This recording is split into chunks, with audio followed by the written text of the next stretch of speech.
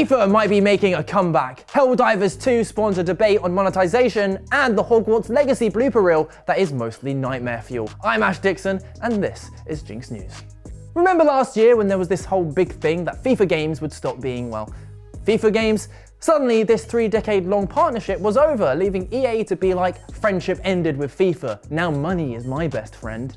Because EA had essentially slinked away and made all of their own deals with the various football leagues before turning around to a rather sad-looking FIFA like, we don't need you anymore. That was cruel. And so was born EA Sports FC 24. Would it be good? Would it sell? Ultimately, all potential for an interesting narrative evaporated when EA regurgitated the same 7 out of 10 football game for yet another year, and it sold fine. Well, I say 7 out of 10, the user score on Metacritic is far, far lower, and I see you down there with your little negative reviews. You're angry, but you f***ers are still going to keep buying it every single year, aren't you?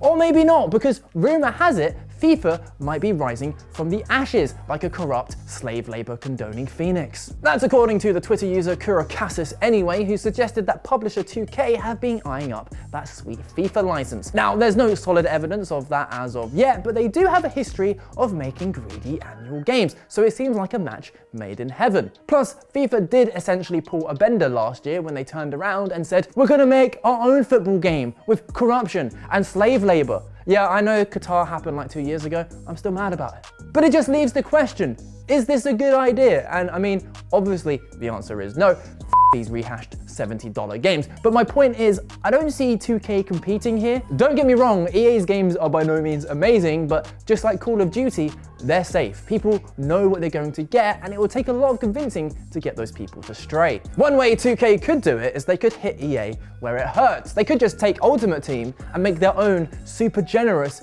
free version. What? Oh, we like to joke here at GINX News. Now, let's actually be honest, because they'll just have an even more predatory version where 2K is just the minimum spend required to actually play.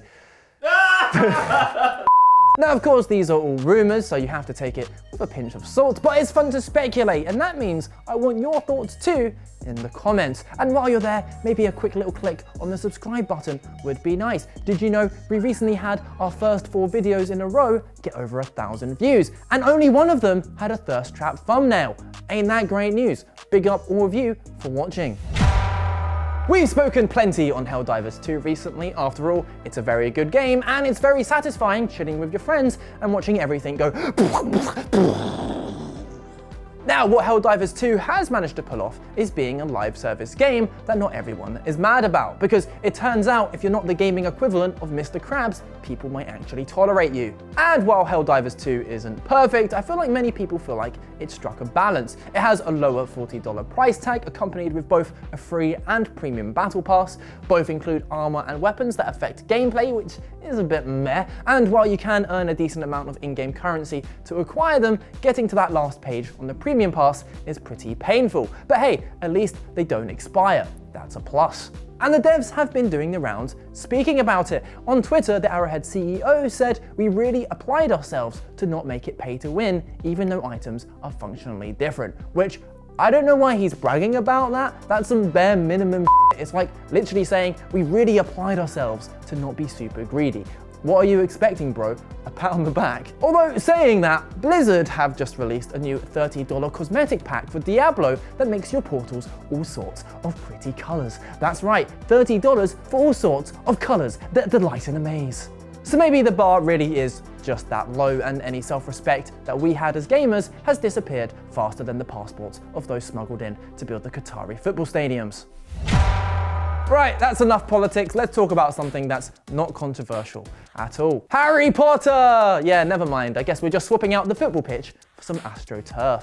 Thank you. That aside, the team behind Hogwarts Legacy have done something I really hope more developers start doing. They've released a developer blooper reel. Now, some of the bugs are pretty tame. You've got your little guys, your big guys, and just you guys with places to be. There's also your clips that might cause Peter to get their knickers in a twist. Depulso. We do. And then there's the bits that look absolutely fun. Oh God, her face! So yeah, check out the full video for 3.5 minutes of fun. And developers, take note, the world needs more blooper reels.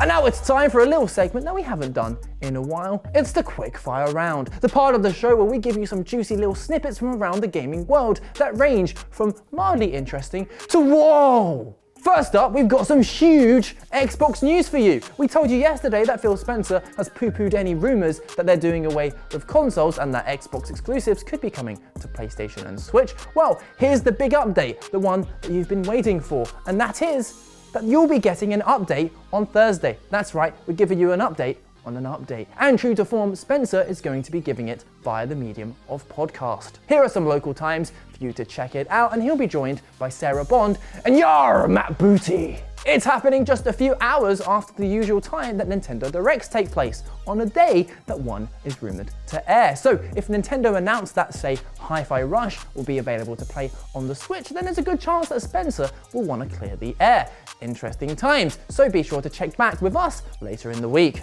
On to some Baldur's Gate 3 news now, and with the game's 6th patch rumoured to be dropping tomorrow, on Valentine's Day, Larian have made good on their promise to improve smooches in the game. They posted this on Twitter with the caption, "I suppose you've earned it," and boy have we. I mean, in all of my playthroughs, Shadowheart and Lae'zel are at each other's throats, not in each other's throats. Honestly, how do you get it so they don't just kill each other? Because if this is the alternative, then I need some notes.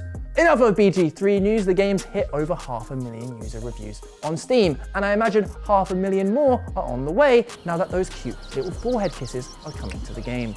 And finally, unless you've come to the wrong channel and are for some reason still here, you've definitely heard this voice before. Peggy 18. But have you ever wondered whose velvet voice is telling us that there's going to be some good old sex or violence in the game we're about to play? Well, his name is Richard Wells, and he's blowing up on TikTok right now because it turns out that not only did he do the voice of all those Peggy ratings, but that he only got £200 to do them.